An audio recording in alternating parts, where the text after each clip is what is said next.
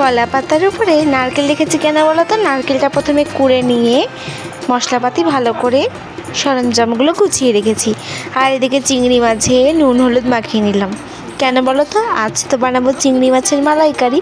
এই জন্য তেলের উপরে এলাচ, দারচিনি আর লবঙ্গ আর কিছুটা কেটে রাখা পেঁয়াজ দিয়ে দিলাম। আর ওই যে বেটে রাখা মশলাটাও দিয়ে দিলাম। তারপর পরিমাণ মতো লবণ হলুদ দিয়ে ভালো করে কিন্তু কষাতে হবে, একদম কষাতে হবে যতক্ষণ না তেল ছেড়ে আসে। তারপরে এই নুন হলুদ মাখানো চিংড়ি মাছগুলো অ্যাড করতে হবে। প্রত্যেকটার গায়ে যেন খুব ভালোভাবে মশলা লাগে। আরও একটু ভালো করে কষিয়ে নেওয়ার পরে বেশ খানিকটা চিনি অ্যাড করতে হবে। তারপরে আরও ভালো করে নাড়াচাড়া করতে হবে। তারপর ভালো করে কষে গেলে নারকেল থেকে বের করে রাখা দুধ দিয়ে দেব চিংড়ি মাছের মধ্যে। তারপর ভালো করে কিন্তু ফুটতে দিতে হবে।